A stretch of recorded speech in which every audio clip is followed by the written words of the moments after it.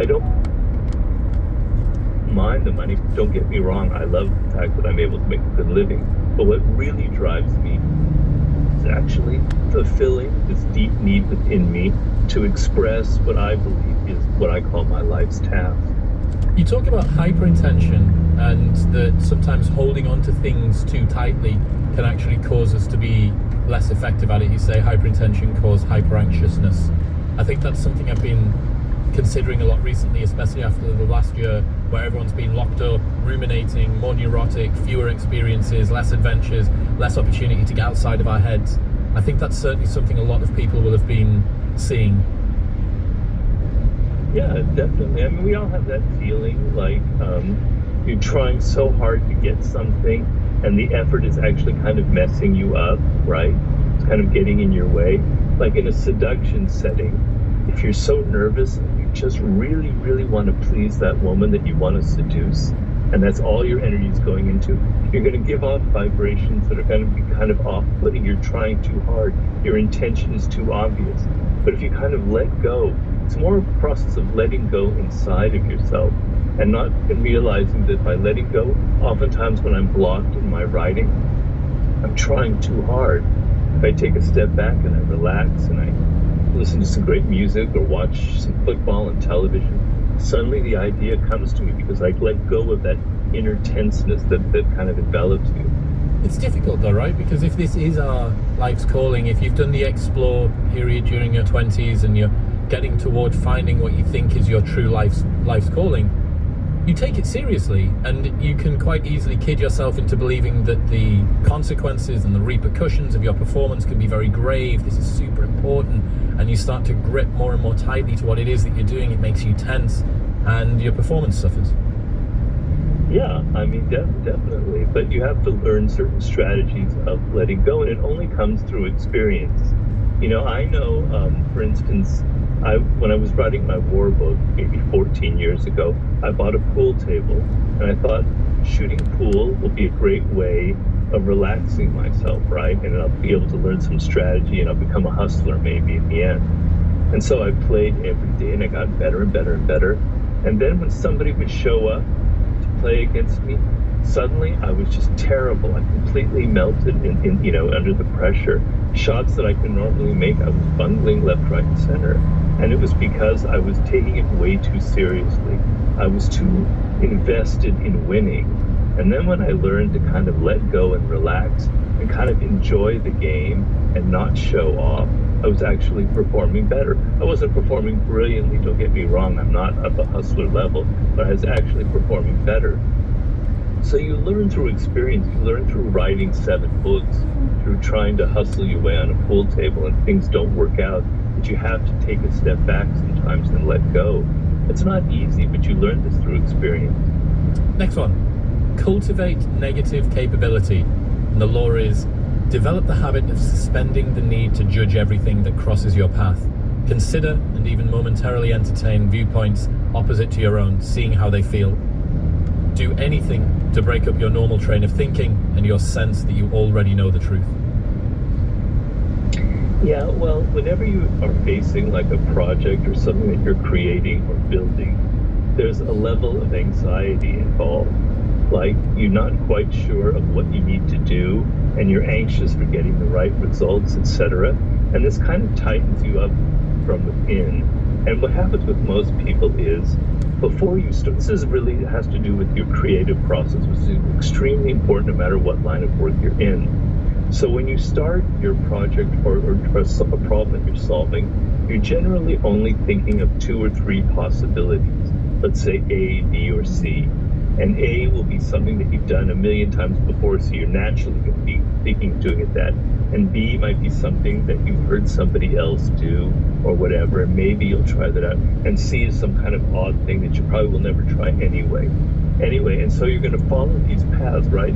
Because you already assume what you think is the answer before you've started. And negative capability is to start with a different mindset, is to let go of that certainty, is to allow yourself to have some mystery, to tell yourself, I don't know the answer. I don't know exactly what the right path is to follow. In fact, I'm a bit flummoxed by it. So instead of trying A, B, or C, maybe I should also think of D and E and F.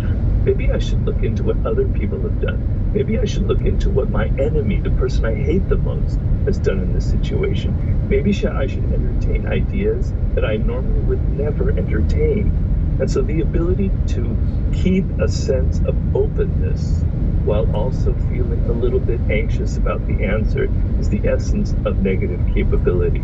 So you're not in a rush to get an answer. You're open to all kinds of different possibilities. There's a Mozart and Bach story with that as well, that Mozart didn't really tend to absorb in many other artists, but with Bach for some reason he did, and that actually added a big flavor to the way that he played. Well, particularly as you get older and you've had some success, you think that you know the right way. You know the right way to write a book or do a great podcast or whatever. And so you get kind of closed to other possibilities, right? So in the case of Mozart, he was like that.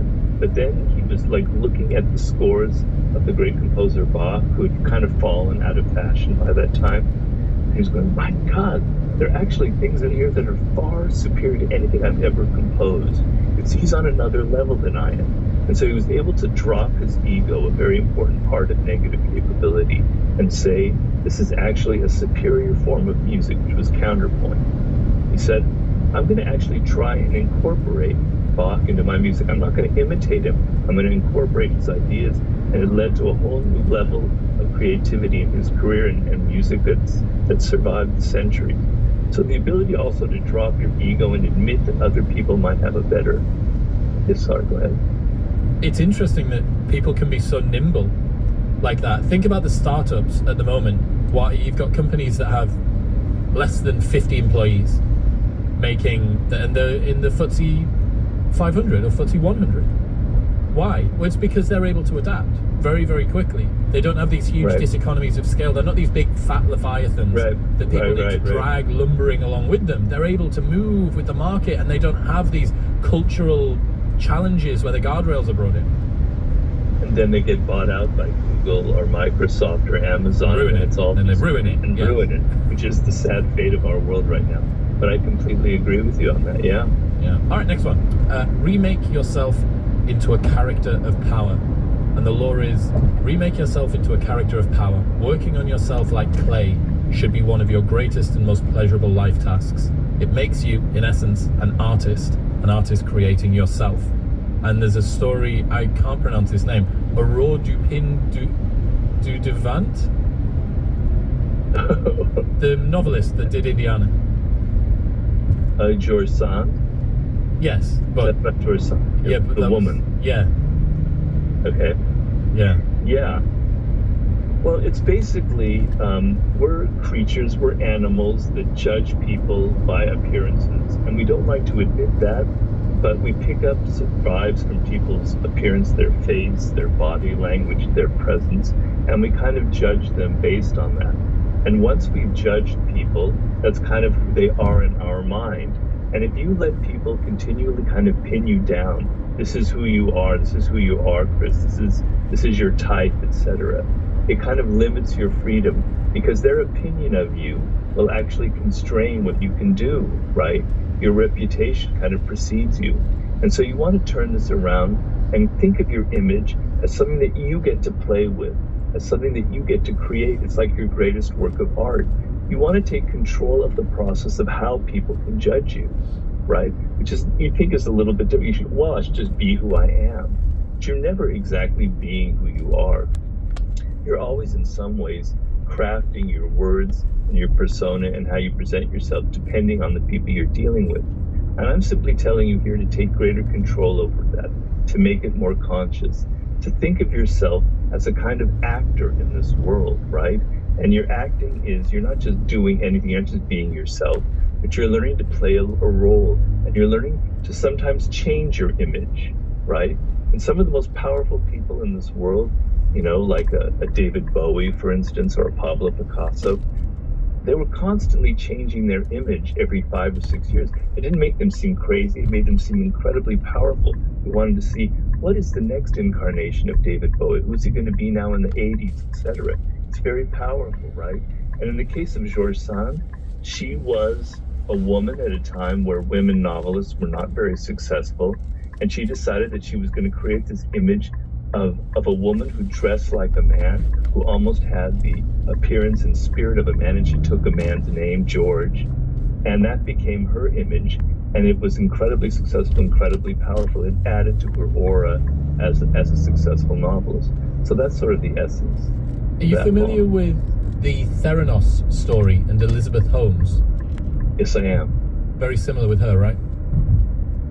In what way? She decided that she was going to try and take on masculine characteristics. She purposefully made her voice lower. I mean, she was a complete charlatan and is going to jail for a very long time. She wanted to be Steve Jobs, etc. Yeah.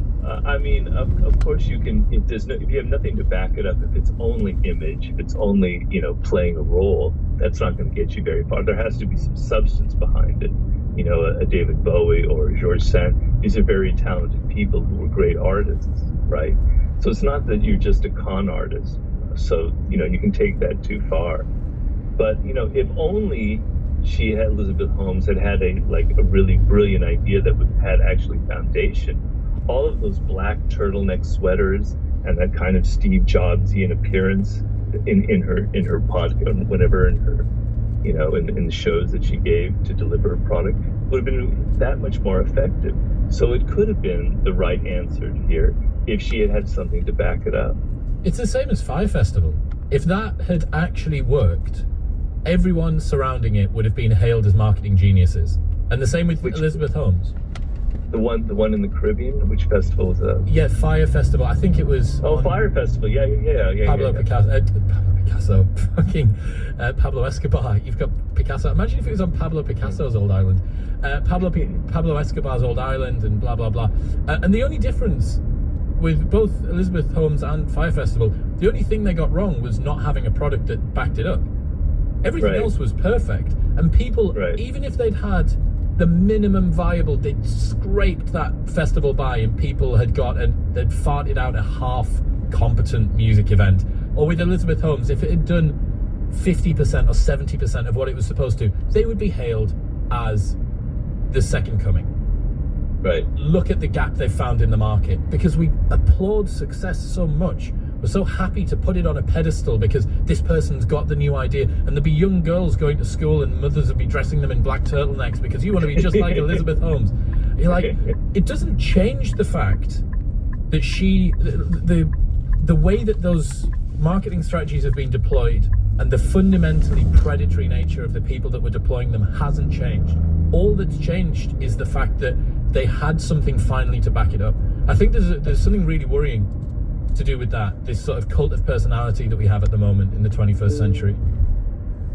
Yeah, it could be very dangerous. As I said, when I wrote the 48 Laws of Power, people kind of scratch their heads and they say, why do you have so many stories about con artists? Well, I say we're living in the era of con artists, and that's going to be our future, where people are kind of trying to fake their way to some kind of power. A con artist isn't necessarily doing an actual con game on you, like the traditional con game and getting your money. They're trying to make you think that they're more competent than they are, that they're more powerful than they are. Politicians are largely con artists these days, So yeah, I sort of see that as kind of the future of power in some ways. Unfortunately. Next one. Do not be the court cynic. And the law is the ability to express wonder and amazement and seem like you mean it is a rare and dying talent, but one still greatly valued. Yeah, well, a lot of people in the work world think that they can just kind of be whoever they are, and if they have a kind of a sarcastic, sardonic humor, that's just natural, and people are going to love that kind of thing.